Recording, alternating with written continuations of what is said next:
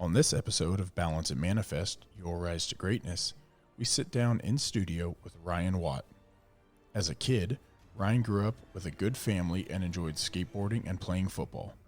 But as he got older, Ryan found himself hanging out with a bad crowd. Ryan would battle a decade of crime and addiction, which would later land him in state prison. Ryan shares his amazing story of hitting rock bottom and overcoming his demons, finding help in sobriety, and how he discovered the person he truly is. Sit back and enjoy as Ryan shares his rise to greatness.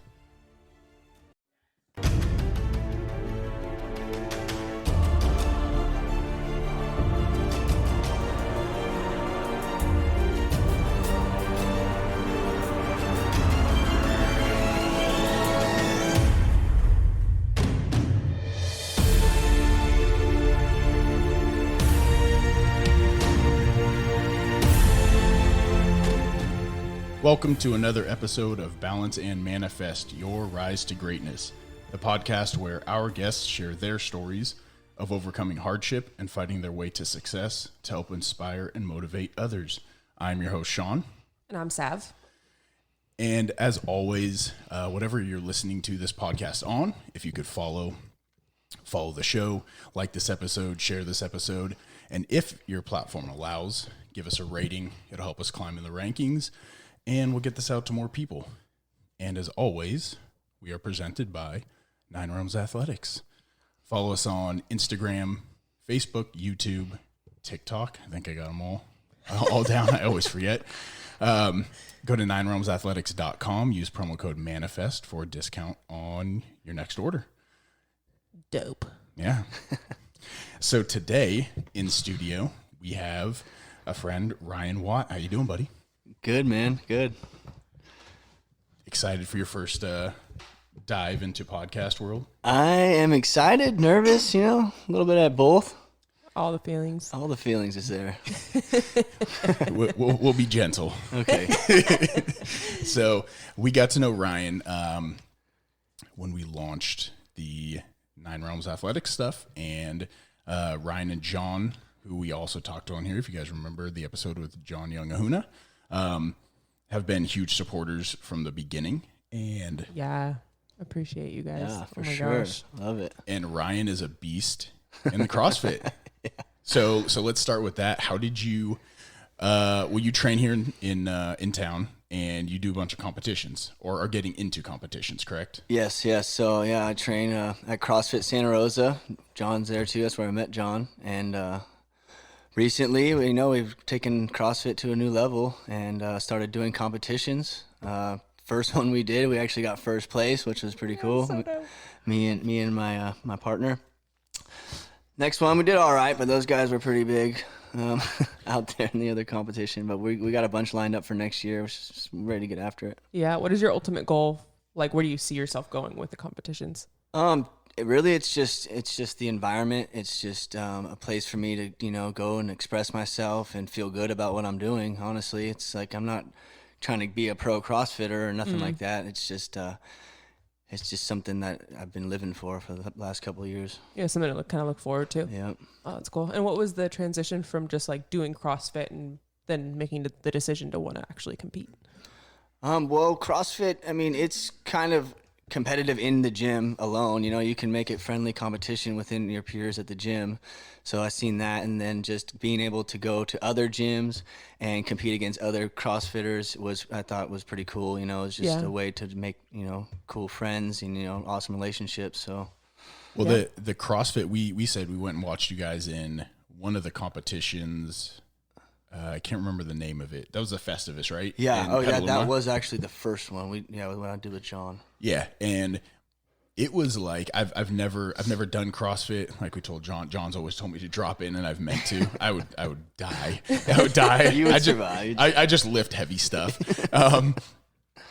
But the atmosphere is completely different than like I've done one powerlifting competition, and helped in some, and it's a completely different atmosphere than even that. It's a really cool it's a cool feeling because you're competing, but everybody's cheering for everybody. Yeah. In So, CrossFit? Yeah. Yeah, exactly. Yeah, it's just we're all there to, motivate the guys that I'm competing against. I'm cheering them on because I want them to get a faster time because I want to go out and beat that time. That's kind of like what I like, Oh, that's cool. what I thrive on. I love competing. So it's one of the things that brought me into CrossFit is just the competing aspect of it. Friendly competition though, nothing negative about it at all.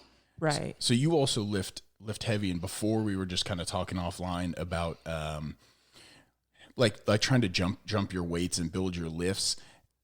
From my understanding, especially when you get into the big like pro CrossFit competitors, a lot of them do multiple like disciplines, right? Like they power lift or bodybuild and also CrossFit. Yeah. Right. Yeah. So what they're doing is Olympic lifting, right? So a lot of them probably have Olympic lifting coaches, things like that. And they're obviously going to be logging lifts and adding weight, and going about it that route. That's just one of the aspects to CrossFit is the Olympic weightlifting. So it's something that you practice. Yeah. And just like powerlifting, you're going to practice your power lifts and get better at it. And then you do the sport of CrossFit, which is gymnastics and weightlifting and cardio and all these things mixed into one. So you kind of train for the sport of CrossFit. So you got to train all those different movements, all those different lifts, the heavy lifts, everything. That's interesting because before you said that today was not something that I never differentiated between the two. I thought it was just CrossFit.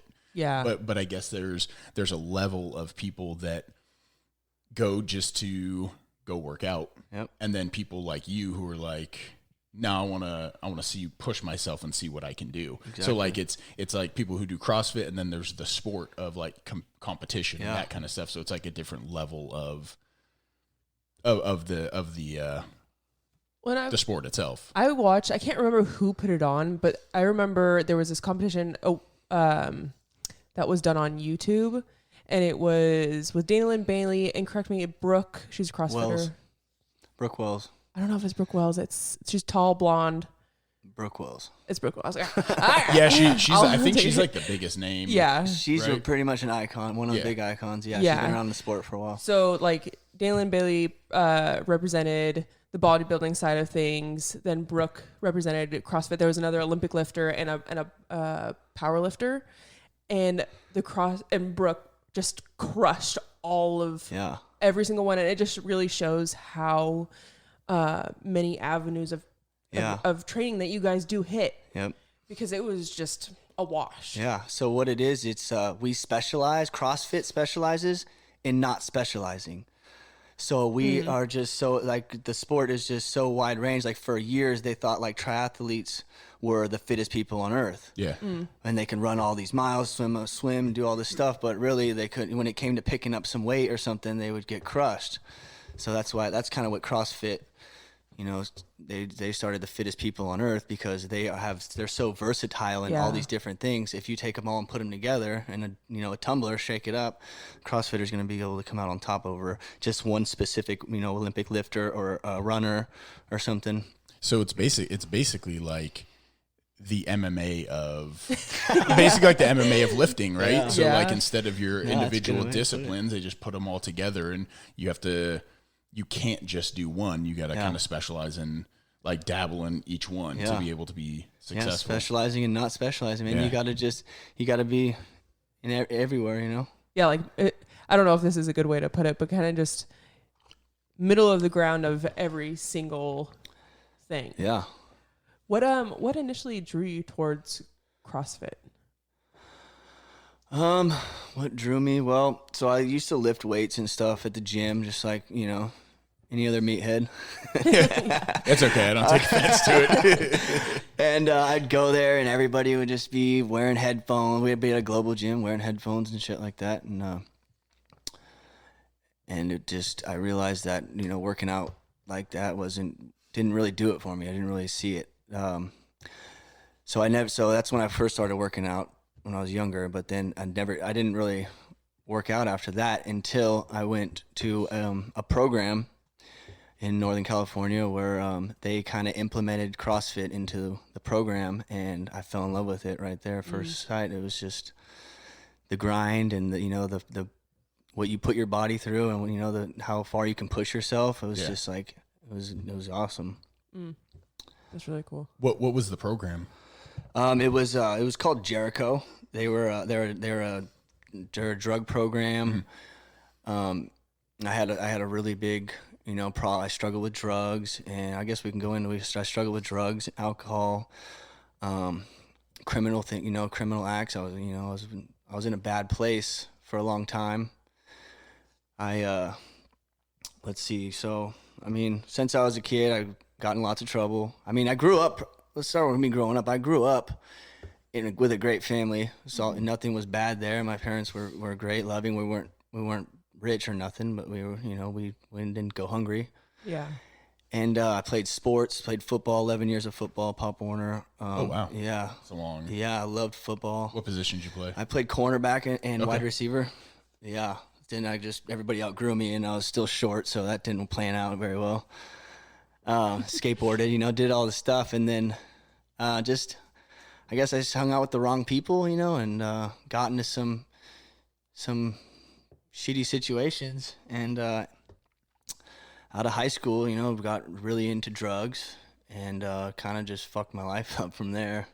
What kind of drugs? So it started off. I did the party stuff in high school, drinking and cocaine or whatever, and I never really had rolled over. Yeah, I didn't really have a problem. And then after high school is when I kind of went through a relationship, got into a depression state, and started doing OxyContin.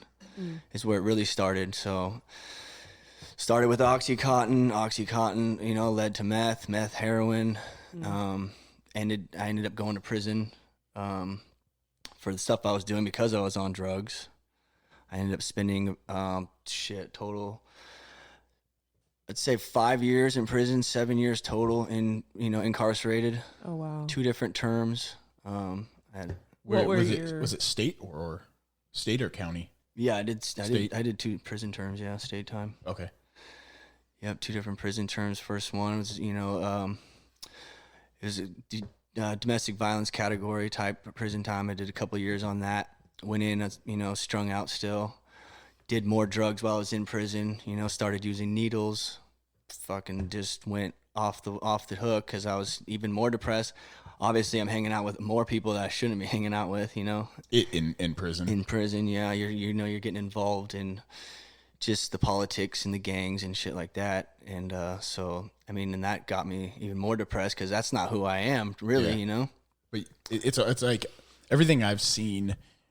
This is cool for me having this conversation from being, as I told you a little bit, like coming from law enforcement, and like just to be like transparent.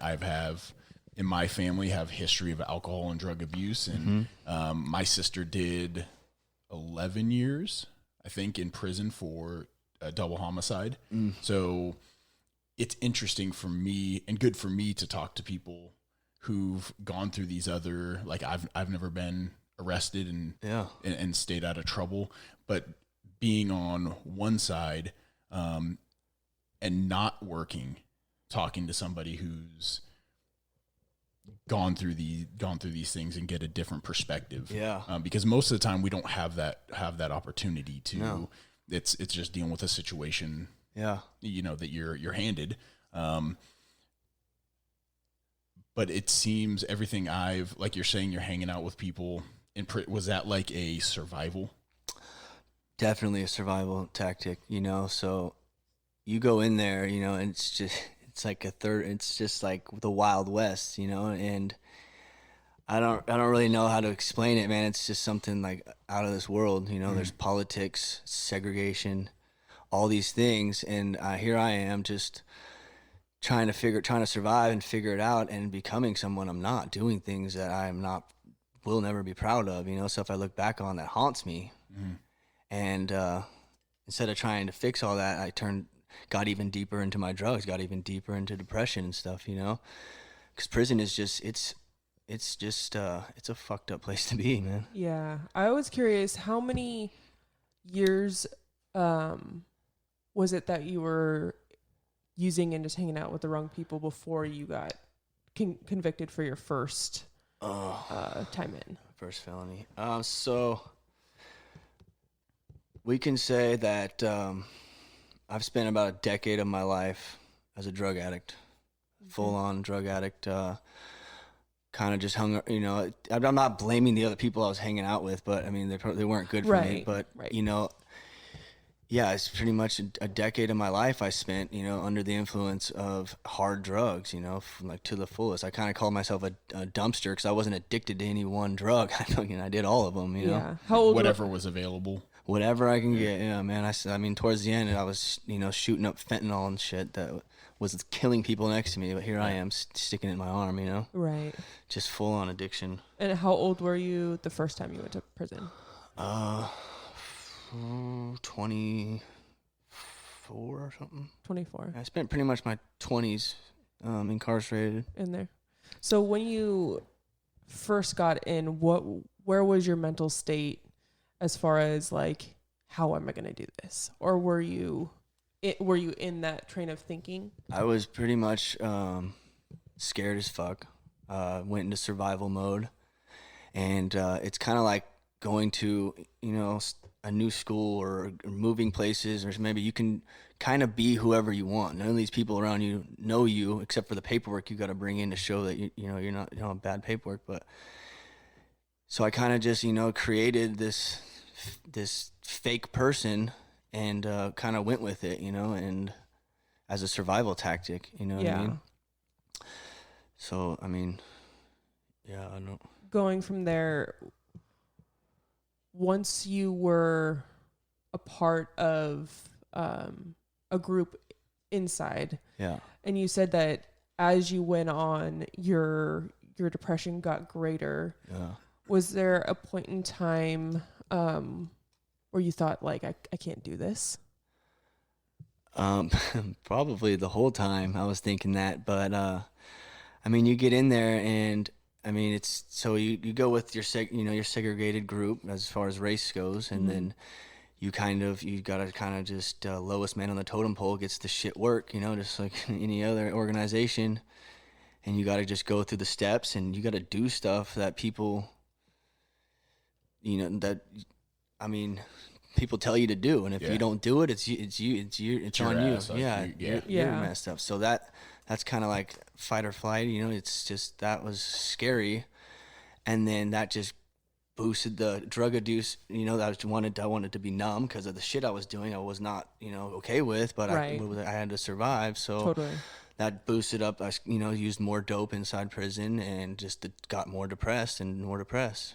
Do you feel like the culture of prison led to you staying in there longer?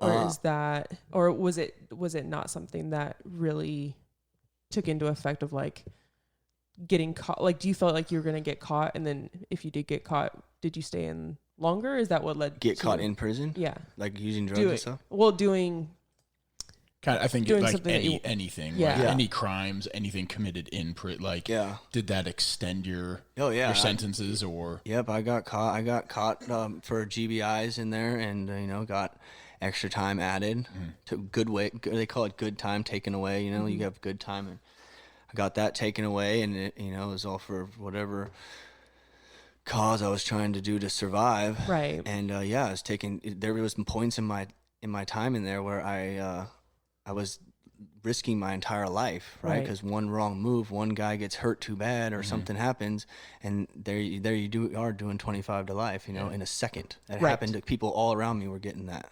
Right, and that's just because of the culture of.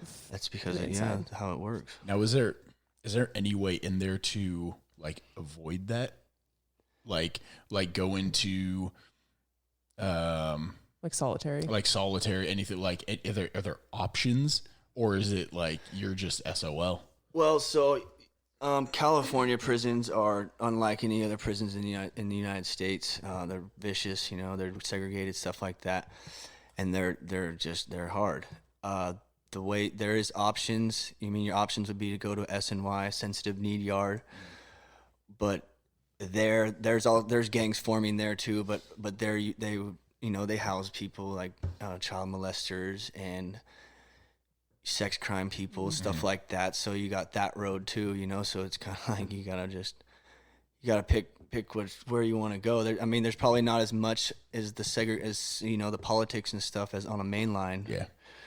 But I didn't Still see there. myself going over there. I didn't know how I could handle that either. So while you're in for your first stint, was there anything like, how did you mentally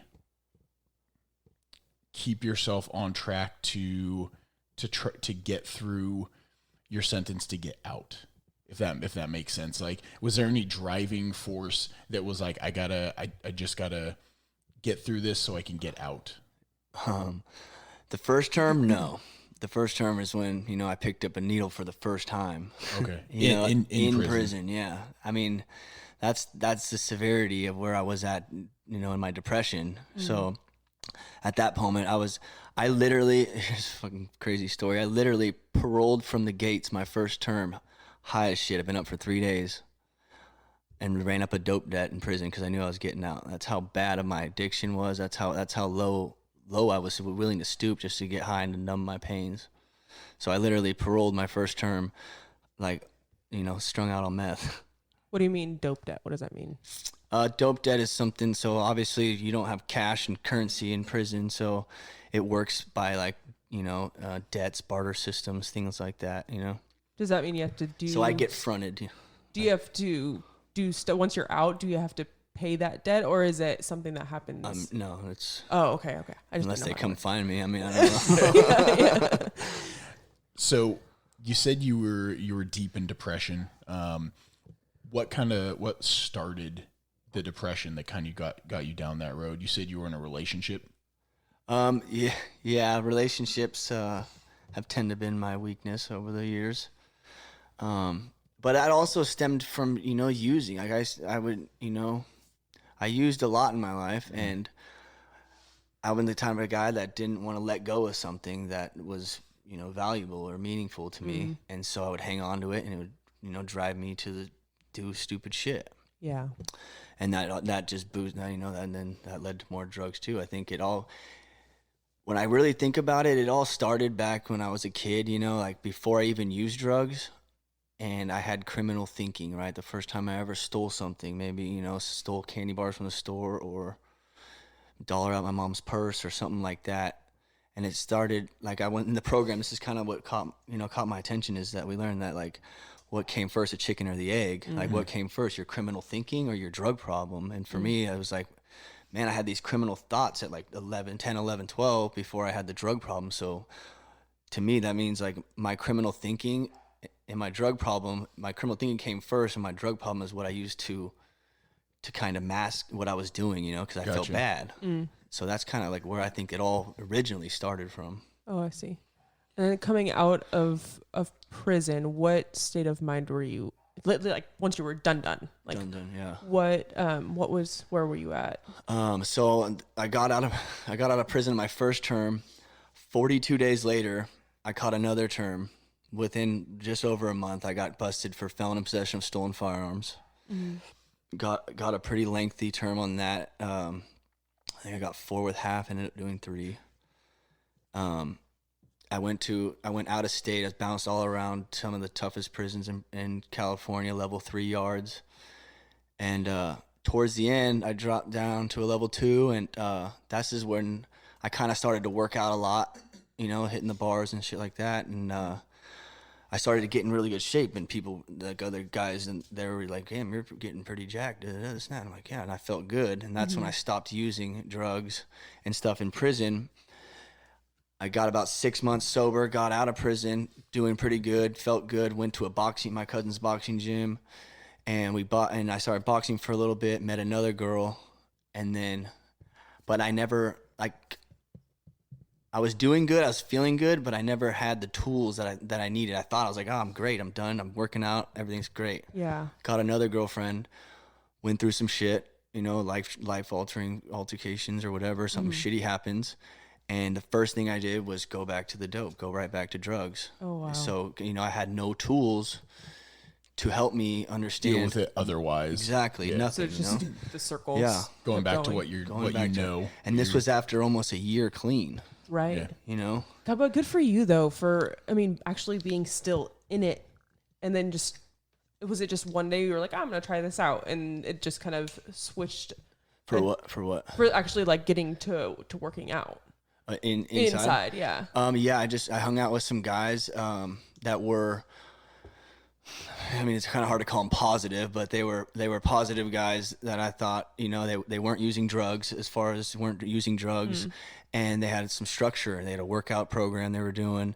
It's where I got into, you know, Odinism and things like that. It's where I found my religion. Kind of these guys were, they weren't the greatest guys. They were all, you know, did bad shit in their lives, but they were kind of more on the positive. They weren't just out there getting high and smashing people out and stuff like that. So that's kind of where they kind of picked me up, and I took what I could from them, you know. So like towards the end, my last time in prison, it was probably the last year and a half, is when I started to take in stuff that would help me, right? Stuff like structures and things like that. And so at the end of my second term is when I really took things that I think would be positive in my life outside of prison that I could use.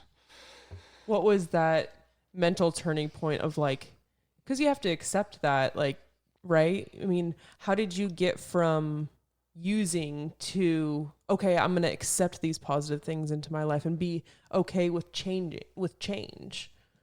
Was there something that was like a snapping turning point of like, or was it more so just being surrounded by those guys and them kind of leading you in that direction? Well, like I'm saying, like that wasn't really the point for me. I'm just talking about what the prison part of it. So that wasn't really the actual point. Like, okay, I've hit so many rock bottoms, you know, so right. That was just a point where I kind of started to do fitness, and then I got out, and then ended up relapsing again. And right. Then, so let's go back to that part is when I was still, you know, it never really clicked for me because I didn't have the tools. I didn't have the proper help, you know. It was like my whole entire time as a drug addict, I was like, you know, I'd be depressed, crying, whatever. I didn't want to be a drug addict. I wanted to stop, but I didn't know how. Right. Didn't know how to stop. I had family, you know, friends that loved me and cared about me and would get me help, but I didn't know how to stop. And if I stopped, I didn't know how to continue to stop. Yeah, you basically. know, like I didn't know how to keep it up, right? I went for almost a year, and then when something bad happened in my life, what did I do? I resorted to what I thought would make me instant gratification, what made me feel good. Well, right. and it's like you said, it's what you knew, right? Yeah. It's what you, for lack of a better term, like your crutch, right? It's what you went to for all those years. Yeah.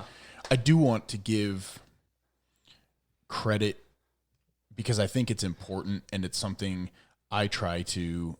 I'm not great at it, but try to do and try to tell people is to take positives from every situation. Yeah, so definitely. you're saying you're surrounded by these guys. They're not quote, you know, air quotes, good people, right?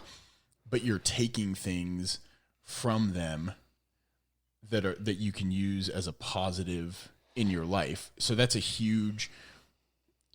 Not all people have that ability to go, okay, I'm in a shitty spot. Yeah. And these guys aren't great, but this that they're saying, I can take that and I can turn that into a positive, and I can take that and use that in my life in a positive way. Definitely. So that's a huge, I think it's a huge thing for anybody, but I think it's like something you should be proud of, being able to take those things and be able to find those little having that desire to change. Yeah. You got to take good out of every situation, you know? Yeah. Like, and then that's one thing that I learned. I had a couple old timers in there, lifers that were in there doing life, and they, you know, they looked out for me, and they're like, you know, take what you can out of this place and never come back. Yeah.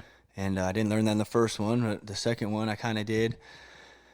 And then, you just got to take, you know, all the good you can out of just any situation in life. You got to do that, you know. Bad shit's going to happen, but you got to look at the, you know, what positive things you can take from it. Absolutely. Where did you, good. I was just going to say, I'm just curious, what were workouts like in, I'm just like, because I've heard that there's some prisons where they got rid of like weights and they got rid of yards because guys were getting too big. My stepdad was a CO at San Quentin back in the, I think, 70s. Nice. And he used to tell me stories of some of the biggest, baddest guys there, but I know some places have gotten rid of them. So what was like a regular workout? Yeah. So weights have been completely taken out of California prisons altogether. Yeah. Due to the use of violence and things like that. There's some prisons that will have like punching bags maybe, or like, MMA gloves, little things like that. Jump rope maybe, but not much. But yeah, as far as weights are gone.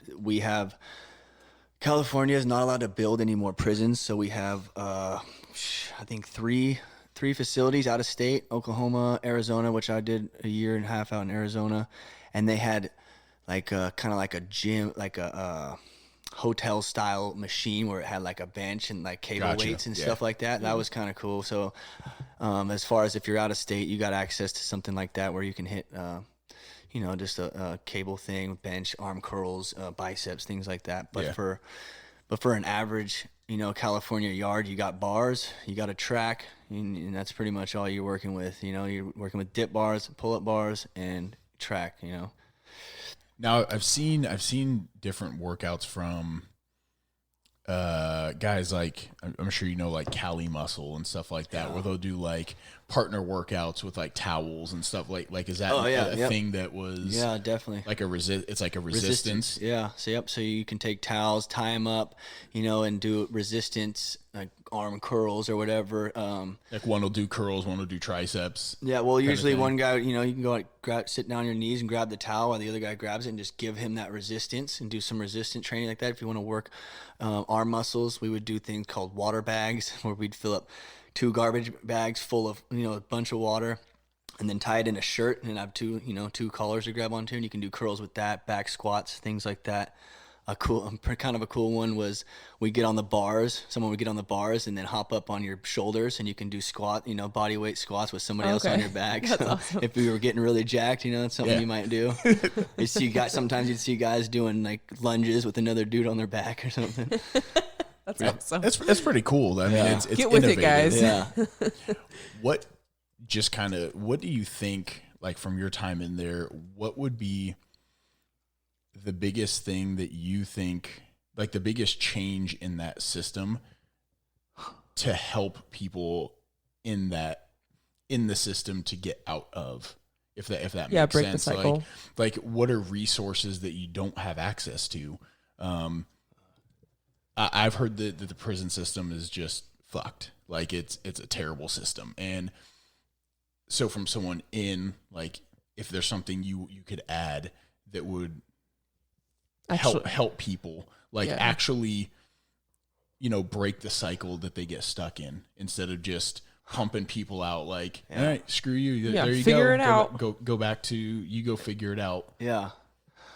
That's a big one. So, well, first you can't help those that don't want help. Mm-hmm. And there's a lot of guys in there that are strictly, that's all they know, and that's all they ever want. Mm-hmm. That's what they want to do. They want to be a gangbanger. They want to do this and that and have like these violent tendencies, and you can't change that. For those that want to get out and have a better life and stuff, and I mean, what do you think? Like, what's bad with the system? Like, I mean, I don't know. The whole fucking prison's bad, pretty much, So it's like, and then everybody in there is bad. If you want to change, I think the only thing that they can do to change anything is to offer more help, as in, like I was saying, tools, understanding criminal thinking, understanding why you're a drug, why you have these drug problems and stuff like that. You need to go to like military type like environments in a positive way. Mm-hmm. Prison's kind of like a military type environment, but in the most negative way possible. Yeah. The program that I went to, Jericho, which I fought tooth and nail to get into, this is what kept me out of prison from my last term. This was after your relapse, after your last term. Yeah. So I was looking at another term, another DV, looking at 4 years, and I fought tooth and nail. I'm like, look, I can't go to prison. With the judge? Yeah. Mm-hmm. I know I'm a drug addict. I've been asking you guys for help for years. Mm. Just give me a chance, And I had a lawyer. Boom, got me into Jericho, and off I went.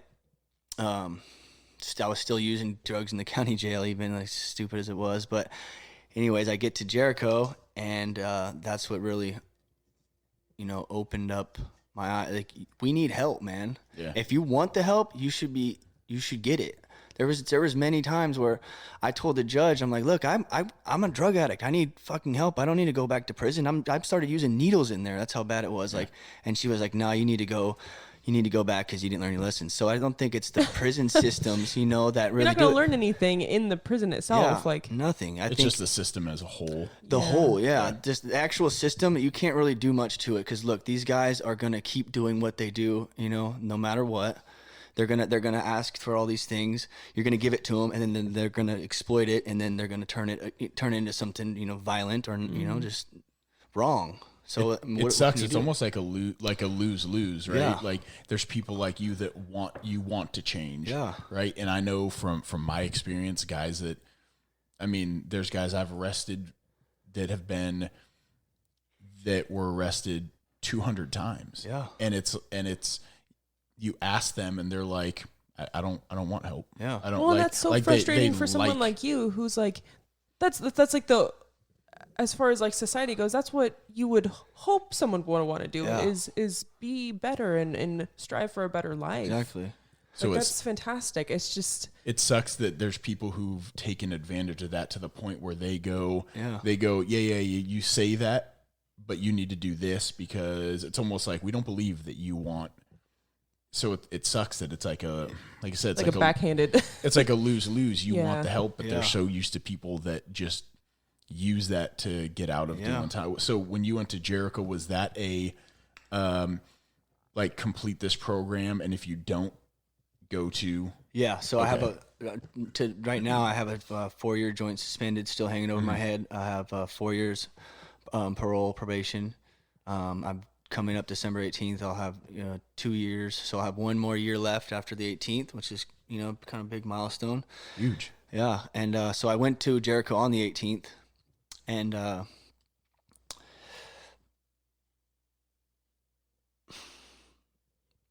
lost my train of thought. What kind of tools did you initially receive from the program? Okay, yeah. itself? So sorry. So No, yeah, you're okay. good. You're good. You're good. I totally brain farted right there. So yeah, going to Jericho. Finally, I got the opportunity to go to Jericho, and it was a highly structured military-like environment. And if you want to change, that's the place to do it. I mean, if you want to change, period, you can find help. And I think that they need the system's fucked up, but you're not going to change it because the guys inside are not going to let you change it. Yeah. You can change it and it'll be good, but then they're going to use whatever, rope you give them and just Spin it and fuck it up. Yeah. So I think that they need to just really look at and offer, help before, alternatives to prison, Yeah. an alternative, or even alternatives in prison, right? An actual, not just some weak ass drug program. And there is a drug program, like that's what Arnold did. He turns it to CDCR, which is California Department of Corrections and Rehabilitation. There's no fucking rehabilitation in there, none. And or the ones that is just it's shit, right? So if you offered some kind of, in-house program, like a real one. I think that could be very beneficial. I went to one in Arizona, which was all right, but it was still corrupted in a lot of ways. But there's ways that they can modify that, I think, as far as people wanting to get help. Even if you're not a drug addict and you want help, the criminal thinking is what got you into prison, right? It's breaking that thought process. Exactly. It's understanding it. I remember we watched, it was this Netflix series of this gentleman in England who was falsely convicted and spent 10 years in prison. But then when he was out, he went to all these different prisons in different countries and spent time there and saw how their systems worked on the inside. Yeah. I cannot remember to save my life which country it was, but I thought it was the greatest strategy, where there was one part of the prison that was like the hard prison, and then there was another side. There was like 3 phases. Yeah, I think it was in South America somewhere. I think so. I can't remember specifically which country, but it was like one side was the hard prison. Then there was the middle ground portion of the, it was still the prison, but the middle portion where you earned your way into that portion of the prison, where it was like started getting help, started giving structure. There was more like activities to do and things to do where like you earned this, but then if you messed up, you go back. Yeah. Like it works in reverse too. Yeah. But then the third phase was like the education side where you actually have the structured rehabilitation. It's like literally phasing you out back into the real world. And they would have jobs and you can earn money, you can farm, it was really, really cool. So that's not too far off of actual California prisons, right? You got levels 4 being the toughest, 4, 3, 2, 1, and then fire camps, right? So that's kind of like the same system, right? You got paying jobs that you can get to on good behavior, things like that. And you can learn, tools and stuff, but I mean, behind the scenes of all that, there's still corruption. It's still going on, and if you're not going to change, and I mean, those jobs are the gateways to moving, trafficking drugs and trafficking cell phones or whatever. So it's like out or in or out, so it's like, I mean, what are you gonna do? We get offered those things. Like you started on I started on a 3-yard, had no real access to anything. If I wanted to get my GED in there, I was on like a 6-month waiting list. Like there's just so many people in there trying to do, they're trying to do good only for the benefits of maybe getting out of their cell a little more or something like that. So not really doing it for themselves. And so yeah, I mean, it's kind of like that, but I mean, California is ruthless. I mean, California is by far, there's all the prisons in the United States, or none of them are run like California is. It's pretty much it's typical. Yeah. So you get into the Jericho program. At what point in there did things click and you're like, okay, I'm finally in the right spot. Like I'm getting the help, I'm getting the tools.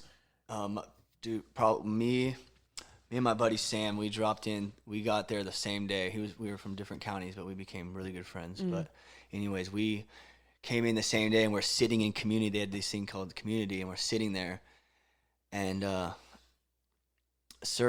guy that runs the place, was up talking to us, and they were blasting these guys for not doing things like making their bed or goofing off at the job sites or whatever like that. And they're kicking these guys out of these programs. These guys have time over their head and stuff like that, and just kicking them off like, get the fuck out, you're done, get the fuck out, walk out. And I was just like, damn, like super military structured place. And I'm like, this is going to be one of the hardest things I've probably ever done, but this is exactly what I need. This is what I want. And just hit it day by day. And I just realized like, this is what's going to change my life. And then I just learned so much from this program. Being the military like environment it is, it's just it was the structure that I knew I never knew I had. Right? Or I can do, simple shit that a lot of us don't even understand. Getting up every day for work, and making sure your bed's made, shaving your face, turning all the lights off in a house, like just the simple stuff. And it starts with that, because if you can't handle the simple things in life, your simple day-to-day activities, how the hell are you going to handle anything that hard that comes at your way, Right. So that's where you build from. And so they broke me down to 0, started me off at nothing, and you build and you earn your way up, and I had some struggles when I was in there, I got in trouble, and I had a lot of lessons, and that place really opened my eyes, and that's where I found CrossFit. We watched these videos of these people doing CrossFit, and it's just, I fell in love with it, and it just gave me something to fight for, really. Yeah. Is it a live-in place? Yeah. It's down in Brisbane. Okay. Down in Brisbane down there. They have what do you call it? A whole complex that they have. I don't know how many clients they can have at a time, a couple hundred probably. And do you have to like graduate to get out of? Yeah. Gotcha. It's a minimum 1-year program. Okay. You have to be there for a year, live there for a year. You don't contact family. I mean, you can, but they don't encourage contacting family. If you do want to contact family, it's through a letter or a phone that you have to earn, right? You have to have good behavior, all these things. Anytime you're messing up and stuff like that, you get whatever you earn, you get taken away from you, whether you have a job, a bottom bunk or whatever. Like everything's, can be stripped and taken away from you, just like, in the real world. Yeah. So yeah, 1-year program. Off air, we kind of talked about how you kind of mentioned that you created an entire new identity for yourself. Yeah. how did you begin to structure that in your head? Cool question. Yeah. So they in the program, we learn to, we're there to create a new identity. We've learned that the lives we were living was an illusion, and everything we were doing in our lives it was just an illusion, right? It wasn't real. Yeah. Whatever you believed in, it wasn't real. You were a drug addict, a criminal, all these things. So the first thing is, creating a new identity. And one of the ways you do that was getting up every morning and shaving your face. You did that every morning. You get up, shave your face before you did anything else. Then you go make your bed. And when I was sitting there shaving my face in the morning, I was just starting to like what I saw, right? I see this guy waking up every day. I know I'm getting more full of life. Mm-hmm. And it was just really, I've always had facial hair and shit. So it's like not having it, it's like weird at first. But then I realized like this is me at my truest form. Mm-hmm. So, and then in recovery, like one of the first things that you notice is like your physical development, right? You come in as a drug addict, you're sucked up, you look like shit, you feel like shit. And then you don't necessarily have to work out, but you start to feel better just by eating and getting your sleep and shit like that. Totally. So the first thing you see is your physical development. And then that's kind of what drew me into it too. So just, every morning for a year straight, I shaved my face, stood in the mirror, and I was like, I like what I see. I don't ever want to not see this.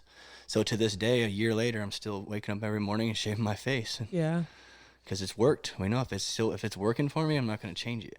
Totally, absolutely. Like why put yourself in a triggering space? Yeah, to go backwards. Yeah, absolutely. As far as obviously you have are there any other identifiers that have helped you stay in a positive space outside that structured like day-to-day regimen in CrossFit? Yeah.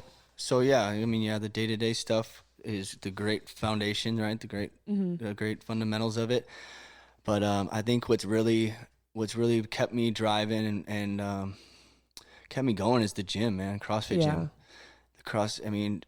The gym has been such an amazing place for me to just be who I truly am, I came in there, I'm all tatted up, and I kind of fit the part of a convict looking guy, but like in there, I'm me, and I can be who I want to be and be great. And I just love it, man. The CrossFit gym and everybody in that gym has shown me so much love. Other law enforcement, having a guy come up to you that's in law enforcement and be like, I know what your background is, and I fucking respect the hell out of you. Like that shit right there is what I'm living for right now. Totally.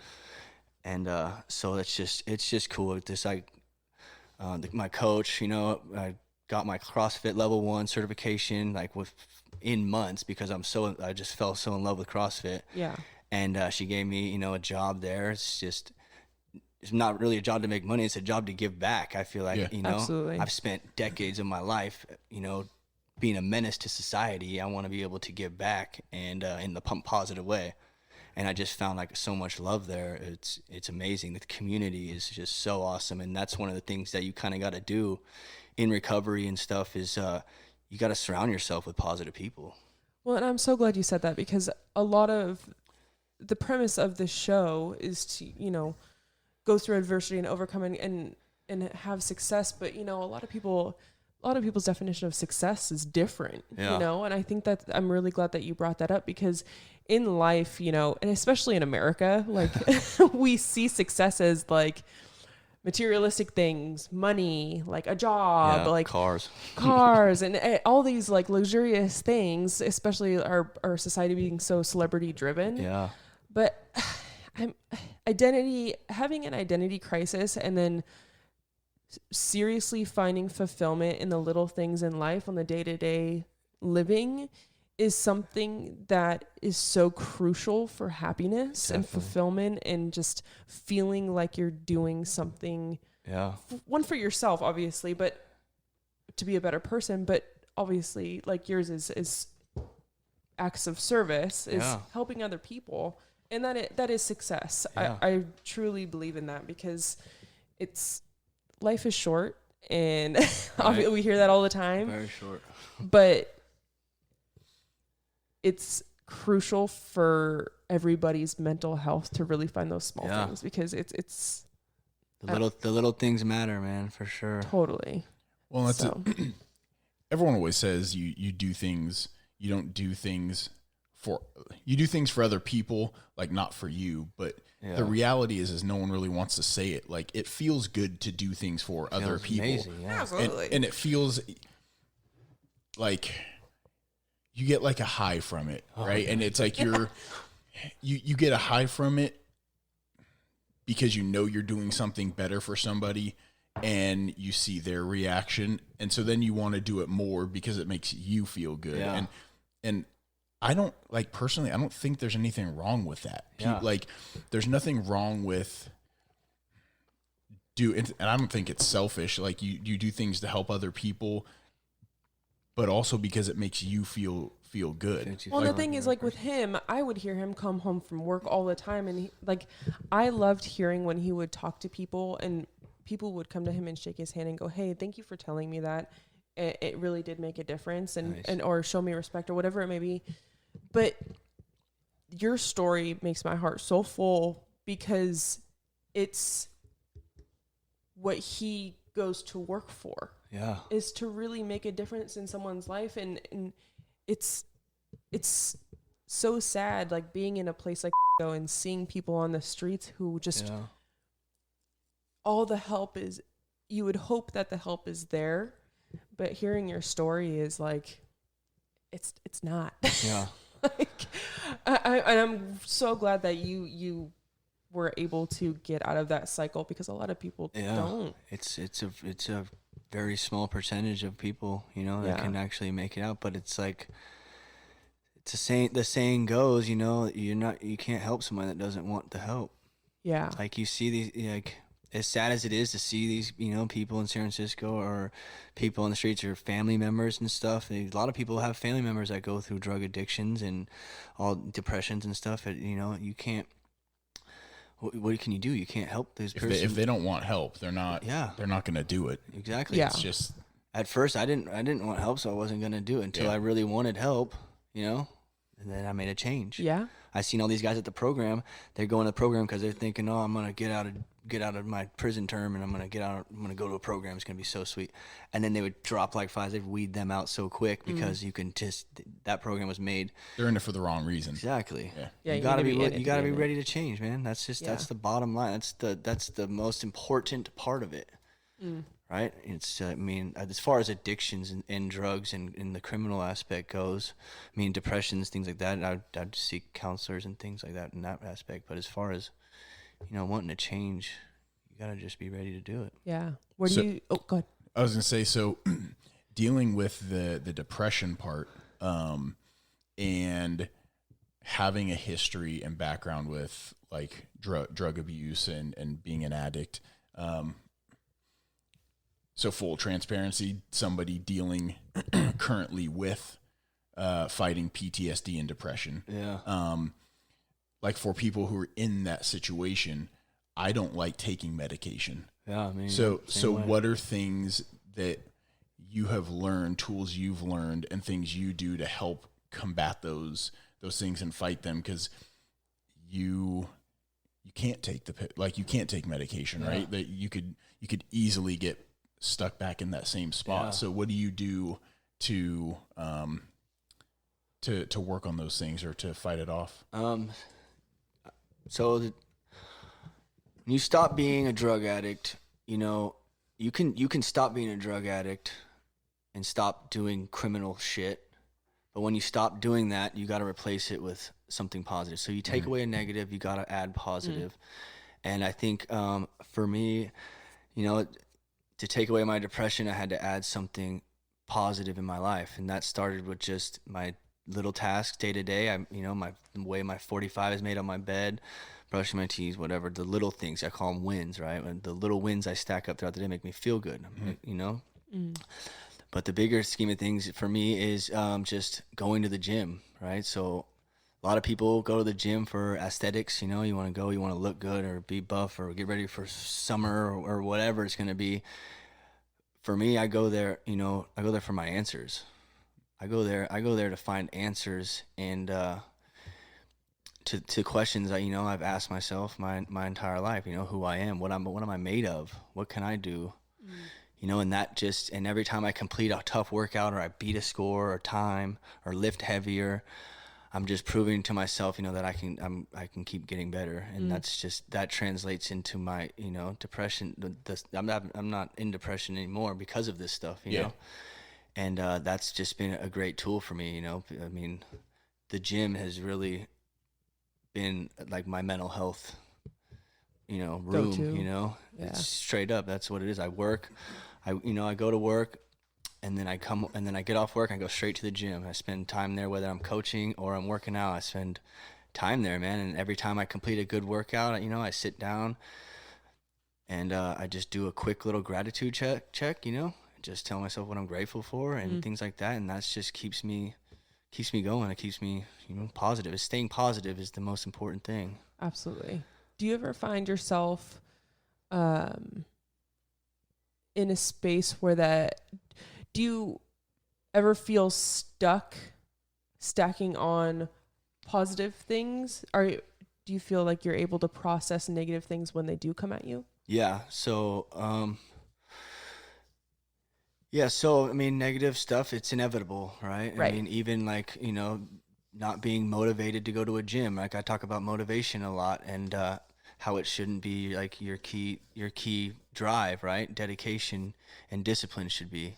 Right. So when negative stuff arises, like, I mean, I was a drug addict for a decade. I still think about getting high and stuff like that. But then what the big thing for me is like when I have these negative thoughts or like I come in contact with, an old friend that's still in the game and shit. I play my situations out now, like what's going to happen if I get high?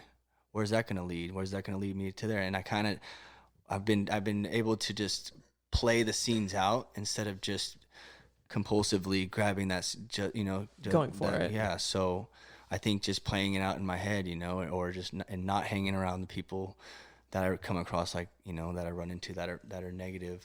So, I mean, just processing where that situation will lead, whether it's a thought or an encounter, is kind of how I go through it. That's huge. Yeah. That's it's awesome. just playing it in your head just works wonders, because you sit there and you're like, all right, dude, I really want to get high. Well, where it's going to get high is going to lead me. It's going to lead me to get, to lose this and this, and I'm going to end up here, and then boom, you're fucked, right? So once you take that first initial step, everything that you've worked for the last 2 years is going to be gone. Right. One sip of alcohol, one take of drug, anything is going to eliminate everything you've worked for. Absolutely. And then that's what drives me, is just not to stay on track, Yeah, and is self-love like a driving force to not do those things? Like do you love who you are now? I most certainly love who I am. I mean, to be able to like put smiles on, people's faces at the gym and, complete, newcomers and stuff at the gym that are coming up, they're like, I want to be like you. It's like, you're just like, damn, dude, like that shit like hits. Yeah. Like, fuck, do you know where I've been, man? Like, damn, dude, all right. Because whatever I'm doing right now in my life is who I am, and it's what I'm portraying to other people, and like, absolutely, people of like all areas of life are complimenting me, and that right there is just like, I don't ever want to give that up. That's amazing. What I really hope with this episode, I mean, all of them, right? I want as many people in the world to listen to all of them, but I've talked about it a couple times. I never got more negativity in my life and hate as when I said, I'm going to change. I'm not going to be obese. I'm not going to let these whatever crutches, whatever it is, control my life. And I'm going to dedicate myself to fitness and the gym and eating healthy and watching, meal prep and counting calories and all that, and losing 80 pounds. And like, you had some people that were like, yeah, good for you. But so many people were you spend too much time in the gym. Yeah. You're not living your life. You're too focused. And I want those people to hear what you're saying in your story, because so many people think they go, oh, look at that meathead. Yeah. They see the guy who's looking in the mirror, he's jacked, whatever. He spends 4 hours a day in the gym. Yeah. They don't know where he came from. Yeah. They don't know why he's doing, like, I always say the gym's my happy place. Yeah, definitely. Like when I'm injured and couldn't work out, it sucked, and I would do everything I possibly could to do that. And all people see is you spend too much time in the gym. You just want to, you care too much about how you look. You care too much about, but it's almost like a religion. Yeah. Right. Yeah. Haters. It's life changing for people. And people are so focused on shitting on those things that they don't stop to think, okay, why is this person doing that? Yeah. Like what is it saving you from? So it's a cool story that, like, throughout this whole thing, you've gone back to the gym. Yeah. And that's what's keeping you. It's my savior, man. So it's powerful. It speaks to absolutely, and that level of you've gotten to the point of self-reflection and self-actualization where you can play those scenarios out. Yeah. Not a lot of people have that skill. Yeah. They really don't. And that's like the first perfect example of people going in straight into judgment and hate and that sort of thing. But to acquire that skill, like, give yourself a pat on the back, because a lot of people don't have that, where you like, okay, let's take a step back. Why am I thinking this way? Why am I spreading so much hate? And okay, do I even have the desire to change? Yeah. Like, it's something that I think people need to acquire more often, because there's already so much hate built into the world. Like, full of it, man. Stop. Like, I think that people just hate what they're not understanding, you know, or what. I mean, that's a big one, hating what you don't understand, or just, you know, bashing on somebody because they're actually doing something. You know, they're out there getting it, and you're not, and they're not. You know. Yeah. And yeah, dude, just stop the hate, man. That's some bullshit. Yeah. So what's next? You said you have a bunch of competitions coming up next year. I don't have them mapped out fully yet, but the plan is to just, you know, get a bunch of friendly local places, you know, travel maybe a little bit, and just go make some friends, you know, get good workouts in, and, you know, try to do our best. Do you have any lift goals, any numbers, anything that you're really trying to shoot for and hit? I won a 200-pound power snatch. I did 195 for a PR in a competition. That was super sketchy, but I counted, so I'm counting it. Yeah, I want to do a 200-pound power snatch, I think. And then just, you know, keep progressing in the sport. You know, I think I need to take some time to actually do more fundamental stuff, because just going in and doing CrossFit every day is a good workout. But if you want to advance and start, you know, competing on a friendly level, but you want to start competing and getting better, you're going to need to break it down. So I'm going to probably do a lot of that this coming next year, and probably get some programs set up. So yeah, I think that maybe even, I mean, I might even go down the road of maybe picking up the personal training thing. I've been thinking about it a lot. Yeah. Maybe trying to go down if I have time. I've been pretty fucking busy.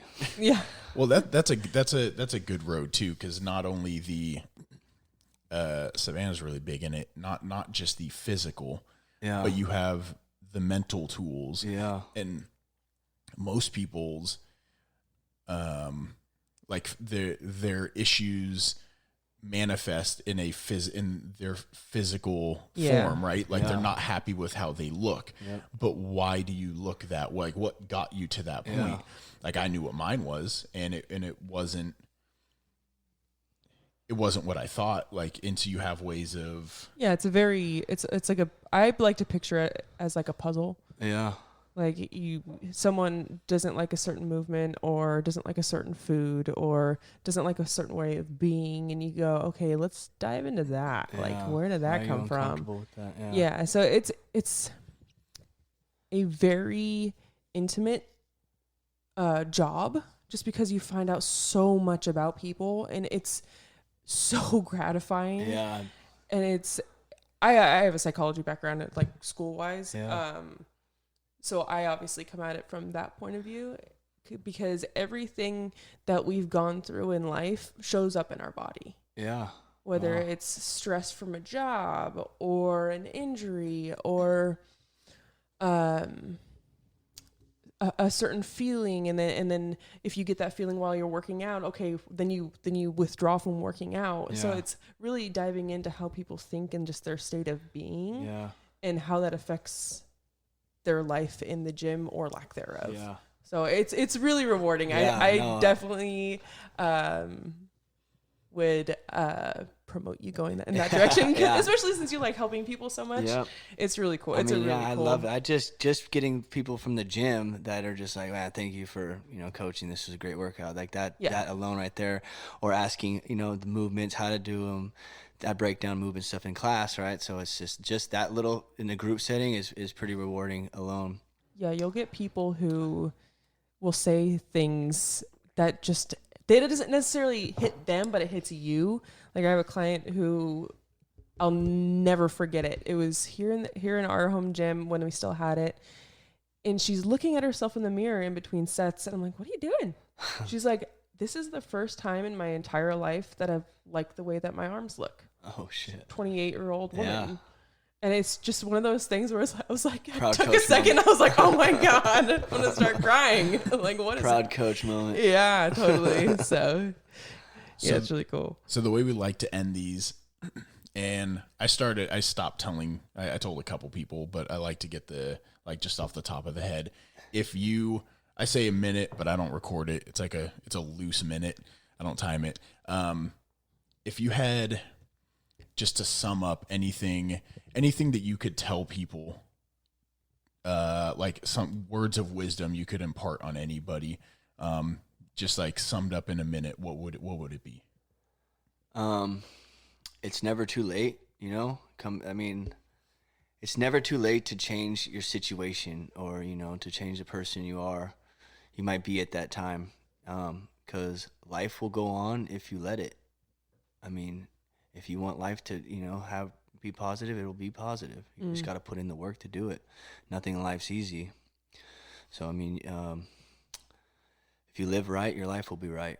So, yeah, life will go on if you let it.